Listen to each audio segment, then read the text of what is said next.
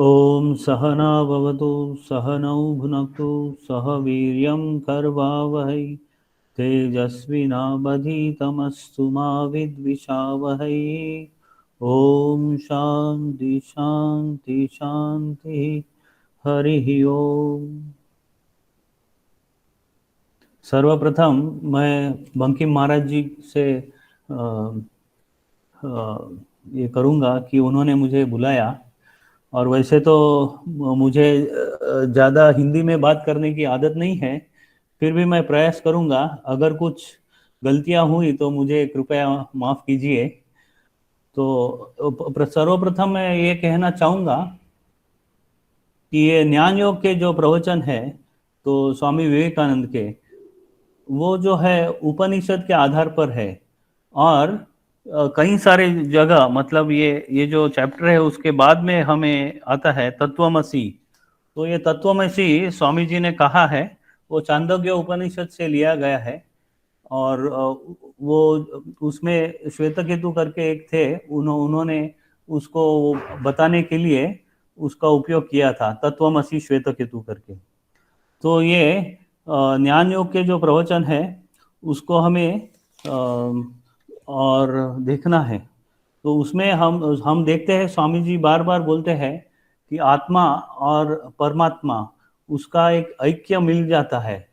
आत्मा जो है, आत्मानुभूति के बाद वो परमात्मा में लीन हो जाता है। ये है अद्वैत फिलॉसफी। भगवान शंकराचार्य जो थे, केरला के थे, और उधर बाद में ओमकारेश्वर गए, फिर उनको अपने गुरु से मुलाकात हुई। फिर उन्होंने वहाँ गए थे बद्रिकाश्रम, और वो बद्रीनाथ केदारनाथ वहाँ भी गए थे।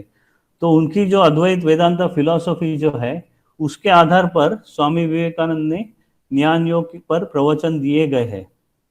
और इसके बाद मैं ये भी कहना चाहूँगा, कठोपनिषद जो है हमारे, कठोपनिषद स्वामी विवेकानंद बहुत ही ज़्यादा पसंद करते थे। और वो चाहते थे कि हर ब्रह्मचारी साधु उसको कंठस्थ करे, और जो कर नहीं सकते, कम से कम वो लोग उसको उसका फिलॉसफी या जो है उसको स्मरण करें।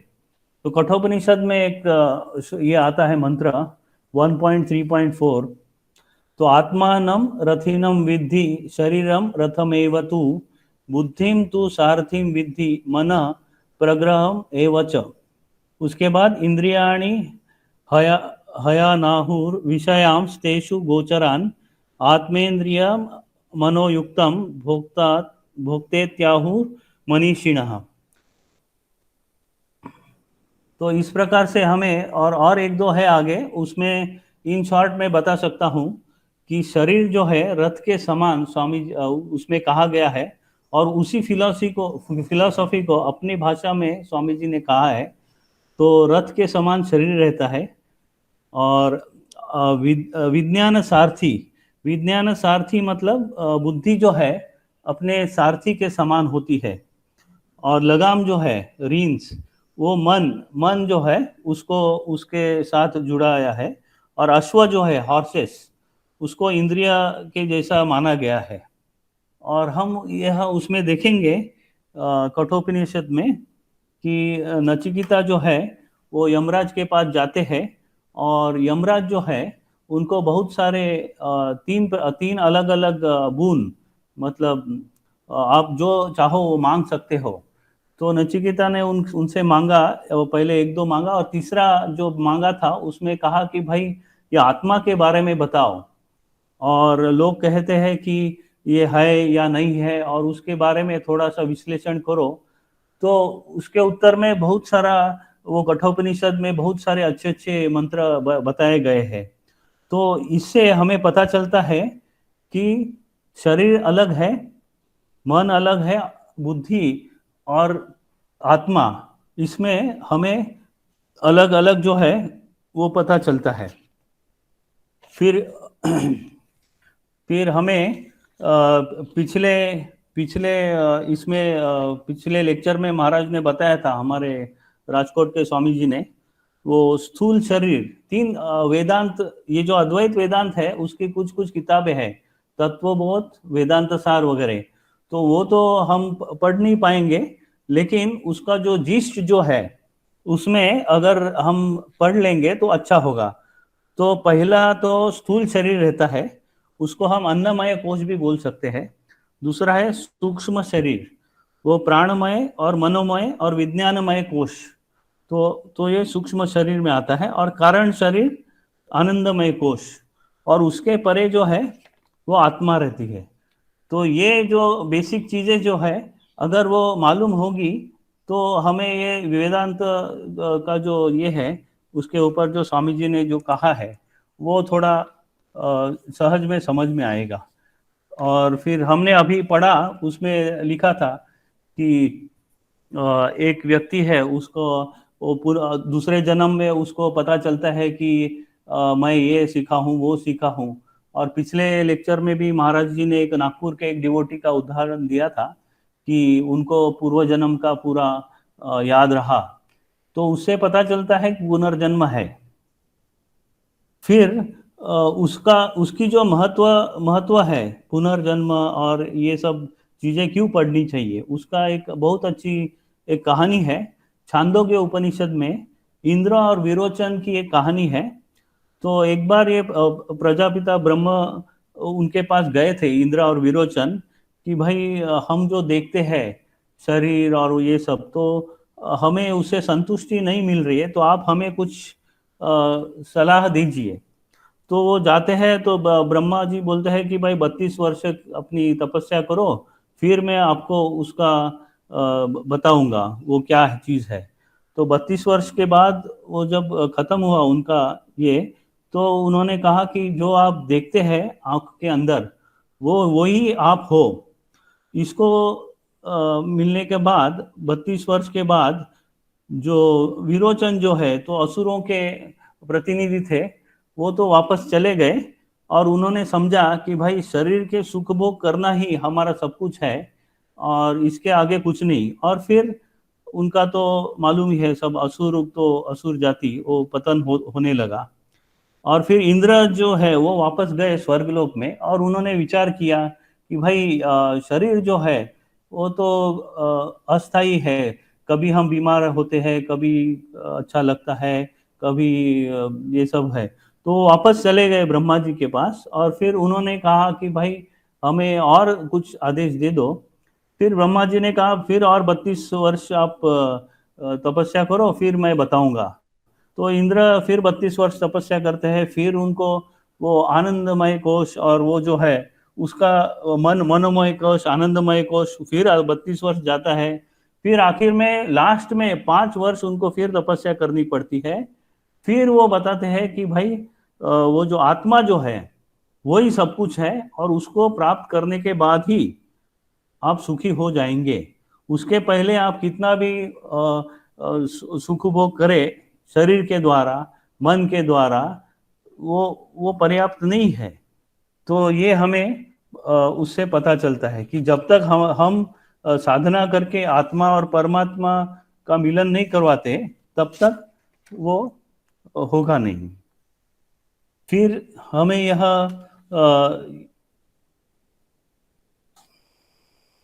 हम ये जानते हैं, स्वामी विवेकानंद जब श्री रामकृष्ण ठाकुर के पास जाते थे, तो हम देखते हैं कि लीला प्रसंग में आता है, और आप देखेंगे श्री रामकृष्ण ठाकुर जो है स्वामी विवेकानंद को बोलते थे अष्टवक्र संहिता पढ़ो, और इसलिए बताते कि भाई उसमें तो उच्चतर तत्व जो है वेदांत के, अद्वैत वेदांत के ऊपर है। तो आप तुम उसके अधिकारी हो, तुम उसको पढ़ो। तो उसमें पढ़ने के बाद स्वामी जी ने देखा कि भाई ये ऐसा क्यों लिखा है कि भाई सभी चीज़ों में ब्रह्म है, और ये तो संभव नहीं लग रहा है। फिर वो श्री रामकृष्ण की मजाक उड़ाते थे कि भाई ये ऐसा कैसे संभव है, आपने ऐसा क्यों दिया मुझे पढ़ने को कि जिसमें ऐसा लिखा है और जिसका कुछ प्रमाण भी नहीं मिलता। तो ठाकुर ने उनको स्पर्श किया, और फिर स्वामी जी अपने घर जाते हैं, और जाते जाते देखते हैं कि सब कुछ में ब्रह्म है, और सब कुछ में ब्रह्म विद्यमान है, भगवान देखते हैं वो।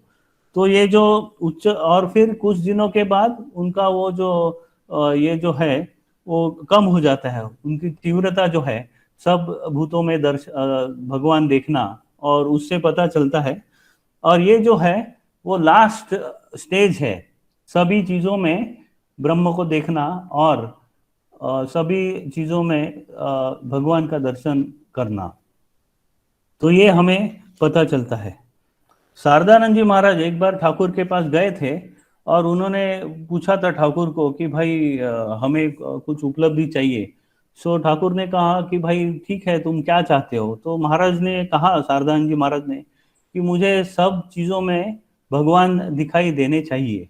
तो फिर ठाकुर ने कहा तो ठीक है, लेकिन वो तो आध्यात्मिक उन्नति जो होती है उसकी लास्ट स्टेप है, वो लास्ट स्टेप है सभी चीज़ों में भगवान का दर्शन होना।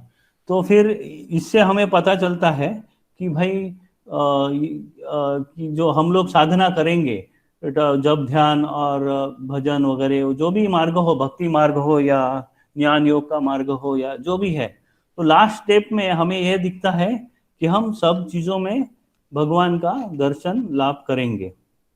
और एक चीज़ मैं बताना चाहूँगा कि ये तीन प्रकार की वेदांत फिलॉसफी जो है, तीन प्रकार की है।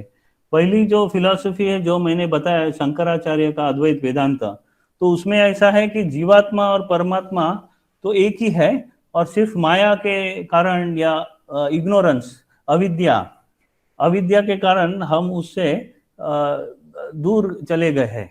और फिर हम देखते हैं कि सपोजिंग किसी के पास एक नेकलेस है, और वो ढूंढ रहा है इधर उधर, नेकलेस कहाँ पर है मेरा।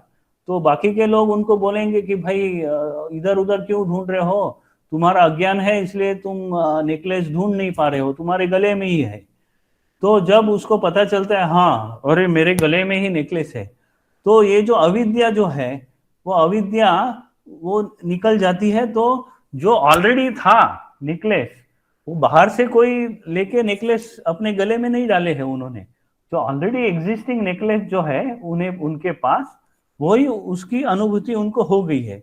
तो वैसे ही हमारे अंदर परमात्मा है, और स्वामी जी उसी को बार बार ज्ञान योग में कहते हैं कि जीवात्मा जो है वो परमात्मा में लीन हो जाएगी, और फिर उसमें सिर्फ अविद्या हमें निकालनी है, बस यही स्वामी जी कहना चाहते थे ये वेदांत के लेक्चर्स में। और फिर उस नॉर्मली हम लोग कहते हैं अविद्या काम कर्म। तो अविद्या से क्या होता है, काम काम करने की डिजायर्स वगैरह जो है वो आ जाते हैं। तो अविद्या का कारण होता है फिर उसका काम, मतलब डिजायर्स आ जाते हैं, और फिर कर्म आ जाते हैं। फिर ये एक चक्र चलते ही रहता है, अविद्या के कारण आप काम करते रहते हैं या डिजायर्स आते हैं, और फिर आगे और एक जन्म हो जाता है वो सब कामना वासना लेके। तो इसके बंधन से मुक्त होने के लिए आपको आत्म साक्षात्कार जरूरी है, ऐसा अद्वैत वेदांत में कहा गया है। और फिर दूसरी फिलॉसफी है विशिष्ट अद्वैत फिलॉसफी, वो ठाकुर के वचनामृत में भी आपने देखा होगा, और उसमें भी है कि हमारे इधर तमिलनाडु में रामानुजाचार्य है, उनका फिलॉसफी है जीवात्मा परमात्मा एक पार्ट होता है। जैसे ठाकुर के इसमें लिखा है ना, चिंगारी रहती है और आग रहती है, तो चिंगारी आग का एक पार्ट है, तो वो एक अलग फिलॉसफी है। लेकिन जीवात्मा भी अमर है उसमें, और भगवान का एक पार्ट है। फिर तीसरा फिलॉसफी है माधवाचार्य जी की, तो उसमें ये जीवात्मा और परमात्मा अलग अलग है, इसमें ऐसा वो कहते हैं। जो जो द्वैतवादी है तो वो अलग से उसको इंटरप्रेट करते हैं। तो अभी ठाकुर के हम फॉलोअर हैं, इसलिए हमें वो भी फॉलो करना है हमें, कि भाई जो ड्यूअलिस्टिक लोग हैं, जो द्वैतवादी है, तो अगर ये अभी इसी लेक्चर में लास्ट में हमें मिलता है तत्वमसि श्वेत केतु, तो वो जो है तो अद्वैत वेदांत के हिसाब से हम देखेंगे तो तत्वमसि मीन्स आप ही वो परमात्मा है, ऐसा स्वामी जी कहते हैं। और अगर ड्यूअलिस्टिक फिलॉसफी देखेंगे माधवाचार्य जी की, उसमें वो इंटरप्रेट करते हैं अतत्वमसि, तो उसी संस्कृत के वर्ड को उन्होंने दूसरी तरह से इंटरप्रेट किया है। लेकिन वो उनकी अलग फिलॉसफी है ड्यूअलिस्टिक फिलॉसफी, उसमें जो परमात्मा जो है और आत्मा तो टोटली अलग अलग है, और उनका कभी भी मिलन नहीं हो सकता ऐसा है, लेकिन वो हमेशा उसका दास ही बना रहेगा, और हमेशा उनके उनके साथ ही वो आखिर में उनके साथ विलय हो जाएगा उसमें। और हमें यह पता चलता है ठाकुर के वचनामृत में उन्होंने कहा कि भक्त जो है वो शक्कर खाना चाहता है, लेकिन वो शक्कर बनना नहीं चाहता। तो वो जो फिलॉसफी है कि वो डिवोटी जो है, मतलब जो ड्यूअलिस्टिक फिलॉसफी, जो भक्त जो है वो हमेशा भक्ति का आस्वादन करना चाहता है हमेशा, लेकिन ये जो ज्ञान मार्ग है इसमें हम हमेशा मन में बिठाते रहते हैं कि हमारे भीतर असीम शक्ति है, हमारे भीतर आत्मा है, और हमारे भीतर परमात्मा है, और हम कुछ भी कर सकते हैं, और हम हमारी जो कामना वासना और जो भी है उसे हम ओवरकम कर सकते हैं। फिर और एक उदाहरण है उसी इसमें छांदोग्य उपनिषद में, उसमें एक प्रश्न किया गया है कि आचार्य को कि भाई ये जो भगवान जो है तो ये कैसे क्या इस विश्व में आए हुए हैं, हम देख क्यों नहीं पाते। तो उन्होंने एक गिलास दे दिया, उसमें पानी था, और उन्होंने कहा शाम को कि भाई उसमें नमक थोड़ा सा डाल देना, फिर कल सवेरे आना। तो कल सवेरे जब वो शिष्य आया तब उन्होंने पूछा कि भाई अभी उसका उत्तर दे दो। तो गुरु ने कहा, उनका आचार्य जो थे उन्होंने पूछा कि तो ऊपर से थोड़ा सा पानी पी के देखो कैसा है, मीठा है कि नमकीन है। तो नमकीन है ऊपर से। तो बीच में से थोड़ा सा ले लिया तो बोला नमकीन है, और नीचे से लिया तो बोले नमकीन है। तो उन्होंने कहा कि भाई आप देख सकते हो क्या, ये नमक और पानी सेपरेट तो कर नहीं सकते आप लोग। उसी प्रकार, और आप दिखने में तो सेम ही दिख रहा है, पानी का पानी दिख रहा है, नमक और पानी अलग तो नहीं दिख रहा है। वैसे ही परमात्मा जो है पूरे विश्व में उसके कण कण में बसा हुआ है। तो स्वामी जी की जो लेक्चर्स है उसमें ये उसकी झलक मिल जाती है आपको कि उपनिषद के कुछ कुछ चीजें, और उसका जो थोड़ा सा फिलॉसफी जो है वो उसमें आपको पता चल जाता है।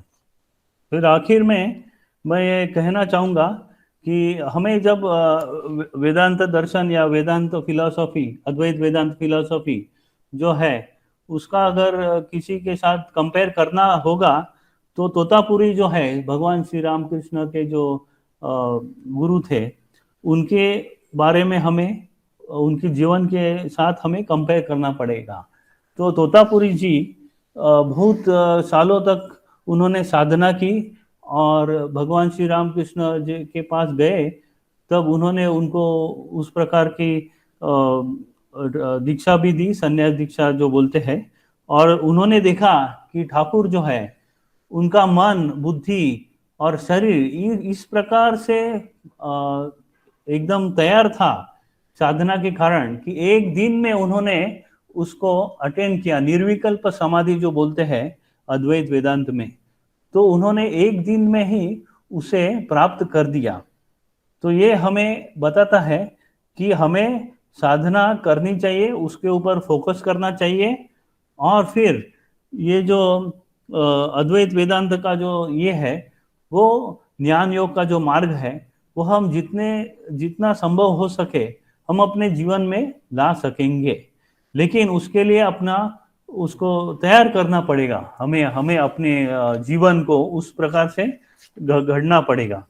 लास्ट में मैं कहूँगा कि इधर 2013 या 14 में हमारे पास एक यूथ कन्वेंशन हुआ था कोयम्बतूर में, और फिर यहाँ हमारे ये तमिलनाडु, केरल और आंध्र प्रदेश और कर्नाटका के कई सारे लगभग 1,500-2,000 आए थे हमारे यूथ लोग। तो उनको ये सब कहा गया कि भाई स्वामी जी का ये ज्ञान योग और ये वो, तो उन्होंने भी बहुत सारा पढ़ा था। तो लेकिन क्या हुआ कि उन्होंने फिर कहा हमसे कि देखो उस टाइम क्या है वो तेलंगाना का जो प्रॉब्लम था वो चल रहा था। तो स्वामी जी का एक फेमस कोटेशन है, all power is within you, you can do anything and everything believe in that, do not believe that you are weak. अभी मजे की बात यह है कि वहाँ हैदराबाद और उस तरफ कुछ एंटी सोशल लोग और वो सब, वो बस और वो सब ट्रेन वगैरह जला रहे थे और वो अलग राष्ट्र की मांग कर रहे थे कि भाई हमें अलग राष्ट्र चाहिए तेलंगाना का। और स्वामी जी का जो जो ये जो कोटेशन है, all power is within you, you can do anything and everything, believe in that, do not believe that you are weak, उसको कोट कर रहे थे। मतलब एक तरफ से वो ये सब कर रहे थे और दूसरी तरफ से ये कर रहे थे, कोट कर रहे थे स्वामी जी को। तो हमें ये मालूम होना चाहिए स्वामी जी का ये जो कोटेशंस रहता है उसका मेन है कि हमें आध्यात्मिक उन्नति होनी चाहिए, उसके लिए हमें साधना करनी चाहिए, यम नियम और वो सब जो है अष्टांग वो सब हमें पालन करना चाहिए। उसके बाद हम मन को तैयार होगा, मन तैयार होगा, बुद्धि भी उस प्रकार से होगी और अच्छे आचार व्यवहार के बाद ही हम आध्यात्मिक उन्नति कर सकते हैं। एक तरफ से हम गलत आचरण और व्यवहार कर रहे हैं और दूसरी तरफ हम आध्यात्मिक उन्नति करना चाहते हैं, ये दोनों एक साथ संभव नहीं है। तो इसीलिए ये शुरुआत में मैंने जो छांदोग्य उपनिषद का एग्जाम्पल दिया और फिर इंद्र विरोचन का भी जो बताया, वो इसलिए बताया कि हमें एग्जैक्ट मालूम होना चाहिए कि शारीरिक सुख और ये अलग है और ये इंद्रिय सुख अलग है, और उसके परे जाने के बाद ही हम आध्यात्मिक उन्नति करेंगे, ये हमें मालूम होना चाहिए। तो और ये अमरत्व जो चैप्टर जो है उसको उसका यही है कि अमरत्व किस प्रकार से मिलेगा, हम ईश्वर प्राप्ति करेंगे कौन से भी मार्ग से। 4 योग है, ज्ञान योग, भक्ति योग, राजयोग, कर्म योग। उस चारों एक या अधिक या 2 या 3 जो भी है उससे हम आध्यात्मिक उन्नति करेंगे और फिर ईश्वर को प्राप्त करने के बाद ही हम अमरत्व प्राप्त करेंगे, ऐसा स्वामी जी कहते हैं। तो हम देखते हैं बचपन में हम टीवी में सीरियल देखते थे, फिर वो उसमें क्या क्या पुराण वगैरह सब हम देखते थे ना, विष्णु पुराण, और वो उसमें हम क्या देखते हैं, हम देखते हैं कि कोई राक्षस है, कोई ये है, वो इतना सब तपस्या करता है 1000 साल, और वो क्या चाहते हैं आखिर में, भगवान विष्णु प्रसन्न होते हैं, भगवान शिव प्रसन्न होते हैं, या ये जो भस्मासुर है वो भी उनको भगवान शिव को प्रसन्न किया और वो बोला कि भाई हमको तो अमरत्व चाहिए। तो अमरत्व तो ऐसा कोई देते नहीं, तो उन्होंने कहा ठीक है, तो फिर कुछ ना कुछ वरदान मिल जाता है, क्योंकि वो लोग चाहते हैं कि इस शरीर के साथ हम अमर रहे ताकि हम ज्यादा से ज्यादा उपभोग करें। तो इसलिए ब्रह्मा जी, हिरण्यक्ष, हिरण्यकश्यपु, ये सब लोगों को ब्रह्मा जी ने फिर वर दिया था कि दिन में नहीं, रात में नहीं, घर के भीतर नहीं, घर के बाहर नहीं। तो ऐसे ऐसे पोजीशन में मेरी मृत्यु हो जाएगी, ऐसा वर मांगा। तो फिर नरसिम्हा अवतार आए, उन्होंने फिर वो जो दरवाजा रहता है उसी में, उनको दिन नहीं थी, रात नहीं थी, ना वो मनुष्य थे ना पशु थे, उनको फिर मार डाला था।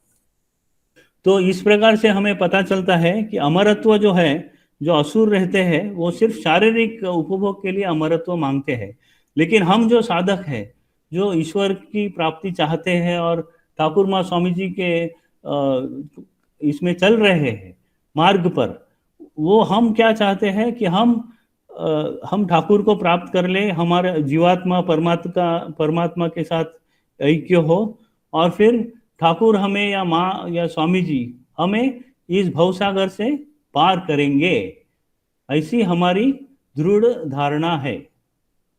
यह कहकर मैं मेरी वाणी को विराम देता हूँ। धन्यवाद। ओम शांति शांति शांति। हरि ओम तत्सत। श्री राम कृष्णार्पणमस्तु।